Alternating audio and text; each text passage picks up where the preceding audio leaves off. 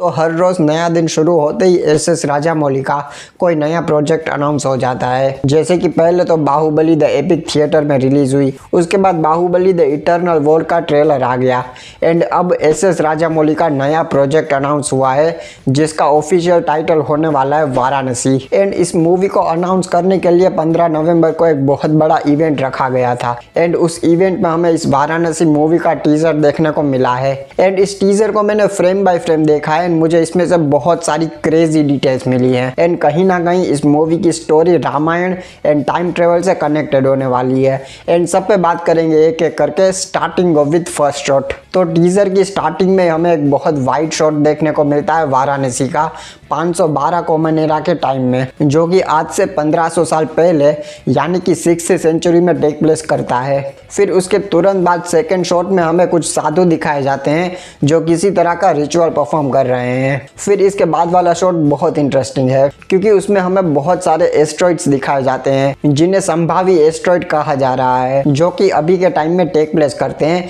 In fact 2027 में take place करते हैं जब ये मूवी रिलीज होने वाली है, जो कि मुझे बहुत ज़्यादा इंटरेस्टिंग लगा है कि कैसे ये टीजर पास्ट से शुरू होकर फ्यूचर में जा रहा है। एंड इवन इसके बाद हमें इसमें रामायण का टाइम पीरियड भी देखने को मिलता है जिसके बारे में हम आगे बात करेंगे वीडियो में। एंड इसके बाद वाले शॉट में हमें दिखाया जाता है कि कैसे वही मीटेओर जिसे हमने पहले देखा था वो एंटार्क्टिका में गिरता है एंड वहीं पर कुछ लोग एक बहुत बड़ा सा माउंटेन क्लाइम करने की कोशिश कर रहे हैं एंड उसी के आगे एक छोटी सी राफ्ट में भी कुछ लोग आ रहे हैं एंड इवन कुछ लोग माउंटेन से गिर भी रहे हैं। एंड फिर उसके तुरंत बाद हमें इसका एक अपसाइड डाउन वाला सीन भी देखने को मिलता है जिसमें दिखाया जाता है कि जो ऊपर माउंटेन था वो तो बस टिप ऑफ आइसबर्ग था एंड एक्चुअल में ये माउंटेन और भी ज्यादा बड़ा है एंड इवन इसमें एक बहुत बड़ी शिप भी है एंड नहीं, ये टाइटैनिक नहीं है। मुझे भी पहली बार में लगा था कि अगर मूवी में टाइम ट्रेवल है तो मोस्ट प्रोबेबली ये टाइटैनिक के डूबने वाला सीन हो सकता है, बट आई वॉज रॉन्ग क्योंकि ये जगह एंटार्क्टिका है एंड टाइटैनिक एटलांटिका में डूबा था,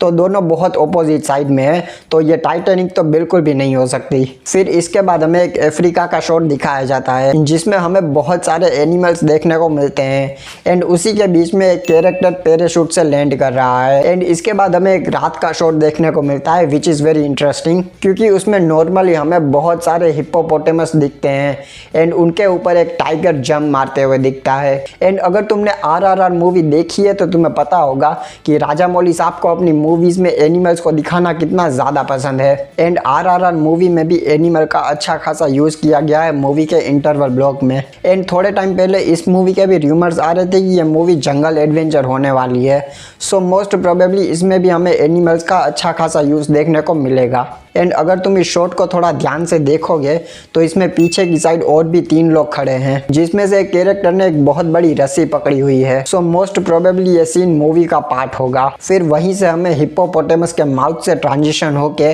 अगला शॉट दिखाया जाता है। फिर उसके बाद वाले शॉट में हमें एक बहुत बड़ी केव दिखाई जाती है जिसका नाम है उग्र भाटी केव, जहाँ पर सबसे पहले तो हमें एक बहुत बड़ा स्टेचू देखने को मिलता है एंड उस स्टेचू से और 2 छोटे स्टेचू कनेक्टेड हैं एंड वहीं पर हमें दिखाया जाता है कि एक लड़की रेड कलर की साड़ी में ऊपर से नीचे गिर रही है, जो कि मोस्ट प्रोबेबली मूवी में प्रियंका चोपड़ा का कैरेक्टर होगा। एंड वहीं पर हमें एक मेल कैरेक्टर भी दिखाया जाता है जो उस लड़की को बचा रहा है, जो कि मोस्ट प्रोबेबली महेश बाबू का कैरेक्टर होगा। एंड इसी से ये सवाल आता है कि महेश बाबू का कैरेक्टर लड़की को बचा किससे रहा है, तो इसका आंसर भी हमें इसी फ्रेम में देखने को मिल जाता है, जहां पर अगर तुम थोड़ा ध्यान से देखोगे तो नीचे की साइड एक साधु का कैरेक्टर किसी रिचुअल को परफॉर्म कर रहा है। सो मोस्ट प्रोबेबली मूवी में यह किसी तरह का ह्यूमन सेक्रीफाइस वाला सीन होगा। ऑल्सो इस शॉट में अगर तुम लेफ्ट साइड देखोगे तो उसमें बहुत सारे लोग इस केव में एंटर कर रहे हैं किसी पुराने छोटे से टेम्पल जैसी जगह से। एंड इसके बाद वाला शॉट टीजर की हाईलाइट है, जहां पर इसमें हम टाइम में और भी पीछे जाते हैं त्रेता युग में, यानी कि 7200 BCE के टाइम पीरियड में। एंड ये टाइम पीरियड हमने टीजर की स्टार्टिंग में जो वाराणसी का टाइम पीरियड देखा था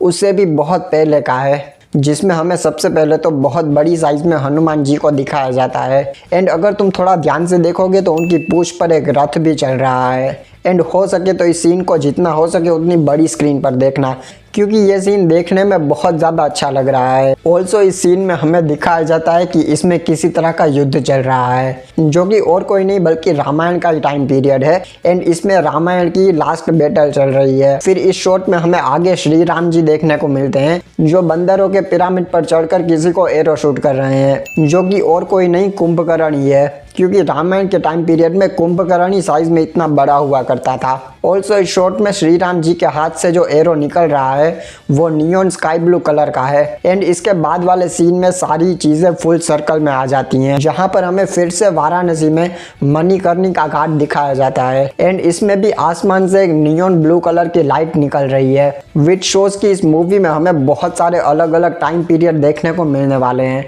एंड मोस्ट प्रोबेबली मूवी में टाइम ट्रेवल भी हो सकता है। एंड फाइनली उसके बाद हमें महेश बाबू का शॉट दिखाया जाता है, जिसमें उनके हाथ में एक त्रिशूल है एंड वहीं पर वो नंदी की सवारी कर रहे हैं एंड डेफिनेटली ये टीजर का मनी शॉट है एंड इवन ये सीन देखने में भी अच्छा लग रहा है एंड लास्ट में हमें इसका टाइटल कार्ड भी देखने को मिलता है एंड टाइटल कार्ड में भी हमें एक मीटियोरॉइड दिखाया जाता है एंड मैं बता रहा हूँ इस मूवी की स्टोरी का मीटियोरॉइड से कुछ बहुत खास कनेक्शन होने वाला है एंड इसके अलावा और भी बहुत सारी चीजें हैं इस टीजर में डिस्कस करने को, पर अगर सब पे डिस्कस करेंगे तो वीडियो 2 घंटे की बन जाएगी, तो इसलिए इस वीडियो को यहीं पे खत्म करते हैं एंड तुम अपना ओपिनियन बताओ कि तुम्हें ये टीजर कैसा लगा एंड मैं तुमसे मिलता हूँ अगली वीडियो में। तब तक के लिए वीडियो को लाइक कर देना, चैनल पर नए आए हो तो चैनल को सब्सक्राइब कर देना एंड मेरे सारे सोशल मीडिया के लिंक्स तुम्हें डिस्क्रिप्शन में मिल जाएंगे, तो तुम वहाँ पर भी फॉलो कर सकते हो एंड मैं तुमसे मिलता हूँ अगली वीडियो में। तब तक के लिए बाय।